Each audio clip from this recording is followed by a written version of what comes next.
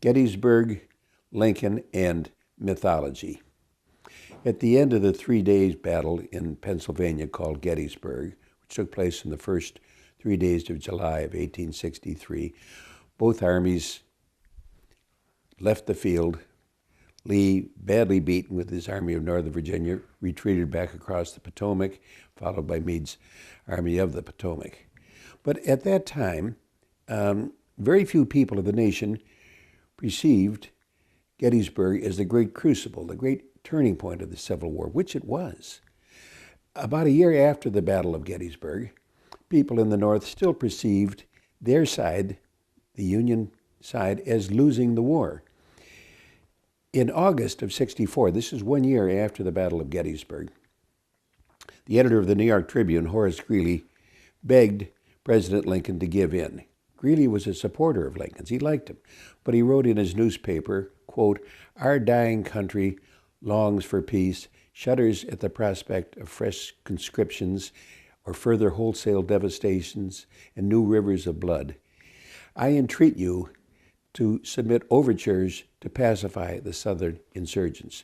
In other words, he thinks we've lost, never mind Gettysburg, we may have won there, but we're losing the war. Please, Mr. Lincoln, ask for the South for peace.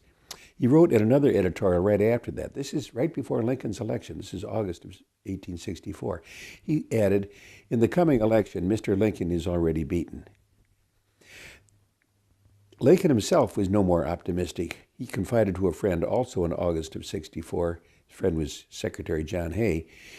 He said, "You think that I don't know that I'm going to be beaten, but I do. And unless some great change takes place, badly beaten." Well, it turned out that in the late summer of '64, a great change did take place. Grant was by this time besieging Richmond and Petersburg, and on September 2nd of '64, Sherman's army marched into Atlanta. That clearly gave Lincoln a vote of confidence, and he won the election.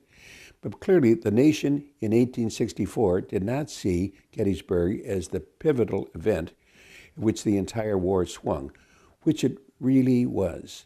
We began to figure it out after the end of the war. Today, of course, the idea is firmly entrenched, because any historian who has any skill in looking at the overall war realizes that Gettysburg took place about in the middle of the war. It's July of '63. But you can see that the Army of Northern Virginia, which was the most successful of all the Confederate armies, was winning all of its battles up to Gettysburg in July of '63, and it faltered very badly after Gettysburg. It was a turning point, of course, but Americans did not grasp its significance at that time. A Confederate captain by the name of John Thorpe, he was in the 47th North Carolina Regiment. Captain John Thorpe was in Pickett's charge at Gettysburg. He participated in it. He was in Heath's division of A.P. Hill's Corps. Heath was wounded the first day, so Pettigrew, and a fellow North Carolina, with John Thorpe, Pettigrew led the other half of Pickett's charge. In fact, it was John Thorpe's contention in his little memoir that he wrote that it should have been called Pettigrew's charge rather than Pickett's charge, because about half the soldiers were North Carolinians of Pettigrew. Anyways, Captain Thorpe survived the battle, he survived the war, survived Pickett's charge, and he lived till 1932. But he wrote a regimental history of the 47th North Carolina, which tells more about the Battle of Bethel, which was in Virginia at the beginning of the war. It wasn't significant. He was more concentrated on that and the Battle of New Bern in North Carolina, which he participated in, than he did about the Battle of Gettysburg, where he's in Pickett's charge. It's ironic. Writing about Gettysburg after the war, Captain Thorpe wrote, quote, "Surely the rank and file of the Army of Northern Virginia did not realize the bigness of that event that had just happened, nor can we believe that the Army of the Potomac realized its significance." There are so many myths which prevail about the Battle of Gettysburg. For example, according to a new book, excellent new book about the Battle of Gettysburg called These Honored Dead, the author explodes one myth, that is that the Confederate soldiers came in the day before the battle into Gettysburg looking for shoes. They didn't go into Gettysburg looking for shoes. they're barefoot soldiers. This is the myth that's been perpetrated. Yes, the soldiers were mostly barefoot. 3 out of every 4 Confederate soldiers at any given time did not wear shoes. But research has shown that there was no shoe factory and no shoe warehouse in the city of Gettysburg. Gettysburg is a little town of 3,500 people, mostly Amish, who were in the wagon making business. They didn't make any shoes. Actually, what the soldiers were going in for was to reconnoiter. Another myth: there is no evidence to support the old lie, the old canard, that Longstreet, General James Longstreet, was told to attack at sunrise on July the 2nd. This lie was perpetrated throughout the South in years after the war, and it hurt Longstreet right up into his death. It was done by 2 men, Jubal Early, General Jubal Early, and General Nelson Pendleton, who were trying to make Lee more godly. Well, he did lose the Battle of Gettysburg, but you couldn't criticize Lee. It's like criticizing your guardian angel. Who did it? Longstreet did it. He was supposed to be there at sunrise. But research shows that 2 of Longstreet's 3 divisions, Hood and McLaws, were 20 miles away at the sunrise on July the 2nd. One of the other myths that deserves to be perforated is the one that says Lincoln wrote the Gettysburg Address on the back of an envelope. I heard that throughout my young years as a student. He wrote it on the back of an envelope. The idea was to show 19th century Americans how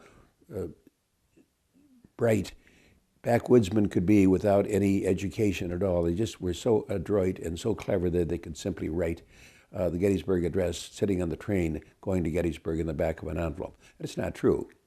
What happened was this: Lincoln had gone up to Gettysburg to help dedicate the cemetery of the site of that July battle. The battle had left a scene of death and destruction that didn't disappear when the 2 armies pulled out and headed south.